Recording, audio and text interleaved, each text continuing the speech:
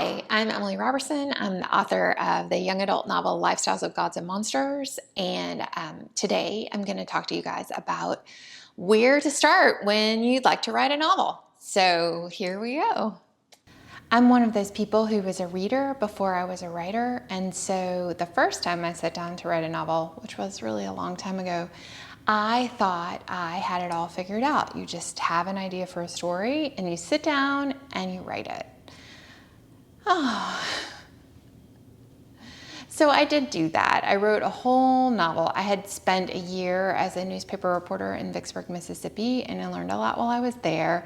And I decided it'd be fun to take some of the things that I learned while I was doing that and try to turn them into a novel. And that was my first novel, which has never been published. And in a second, you'll understand why.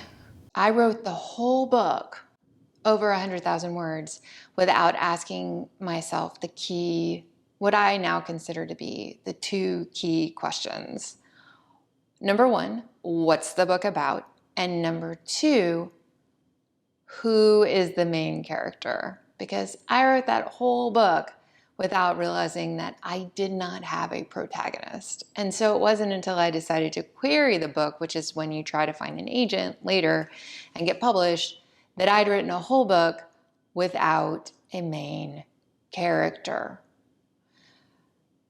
There were lots of characters, but it didn't have a main one. And so I'm going to talk to you guys today about what I consider to be the two key questions when you first sit down to write a book, which is, what are you hoping to say and who is it going to be about?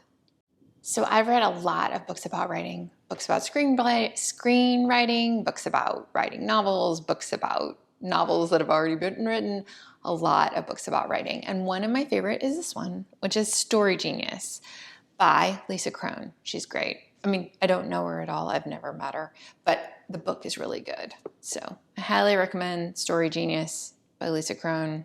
I'll have a note in the show notes if you want to check it out. Lisa Crone's pitch in Story Genius is that every book is about something, and whether we as the authors know that or not, every book is about something. And so she asks you to explore the seed of the idea that you have to sort of see what is the book about. So I'm going to talk to you guys about this new project that I am working on, currently unnamed, because I am terrible at titles. Thankfully, you don't have to be good at titles to be published. So I had this idea in my head about a book. I knew I wanted to be contemporary. My last book, Lifestyles of Gods and Monsters, was set in sort of like an alternate world that's sort of a cross between a fantasy and this sort of near future, kind of stepped up, heightened world. But I really wanted to write something that's set in close to the present day. And so I knew that. And then I just had a couple tiny seeds of an idea. Oh, and I also really wanted to write a mystery because I love them. They're one of my favorite things. And during the pandemic, I had really realized how much mysteries and that sense of really being locked into a place can be really powerful for readers and for writers. I love that sense of a place you could just imagine going to visit. Even though there's murders there, it feels like a place you could go and a place where you could make friends and things. And in the loneliness of the pandemic, that felt really appealing to me. So I knew I wanted to write a mystery. So for me, the germ of the idea that led to this new book I'm writing on now was this thing that my sister has had happen to her, which is that when we go to visit my dad's hometown, if we go into a shop or something, someone will stop my sister and say, "Are you related to Jeanette?" who's a lovely aunt of mine. And she's her niece. People oftentimes don't believe it and think my sister is her daughter. But the way that someone can recognize you who you don't know because you look like a family member really stuck with me. Now, I look a lot like my mother, like really a lot. But my mother moved around a lot as a kid. So we don't run into people who recognize me because they recognize her. And so I started with the seed of the idea of what would it mean to have people know a lot about you who you don't know anything about. So that was the first part of the idea. And then the second part for me was I was really interested, and have been for a long time, and it's thematically there in Lifestyles of Gods and Monsters.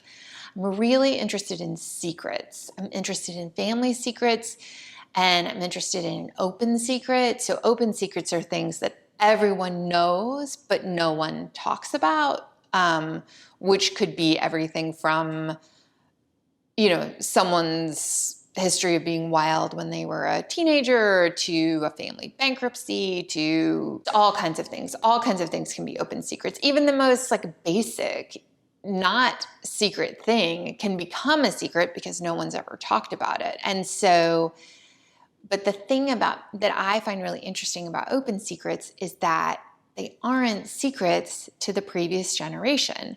The people that know about them all know about them, but because they're secrets, they don't pass them down. So children can grow up in a house where they know something's going on, but they don't know what it is. And so I started thinking secrets have gravity in a way. If you think about gravity as being like the way the star pulls our star, the sun, pulls on the earth, or the way a black hole draws things into it. It's unseen, you can't see it, but it's bending the paths of comets, and things like that. So I was thinking the way a really big secret in a family could impact the second generation and have them not even know why. So they're living with the effects of the secret without knowing the secret. And then what happens if that secret gets found out? And for me, this is the key thing. It's the linking of those two ideas. Like, what happens if a secret gets uncovered because one person looks so much like another person in the previous generation? That was the very beginning of the idea for me. And if you read Story Genius, she has so many interesting things to say about theme and exploring your theme. And so I think for you guys, if you're thinking about writing a novel, is there a key idea that's the heart of it? I think for most of us, it's almost like a snowball where it's got a little ball of snow at the center of it, and then everything builds on from that. And so what's your central idea or your central theme that you're going to build everything else on?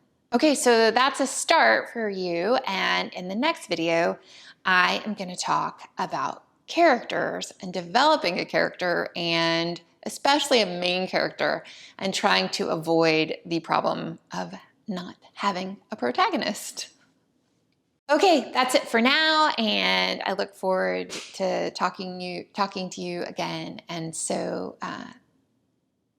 thanks a lot.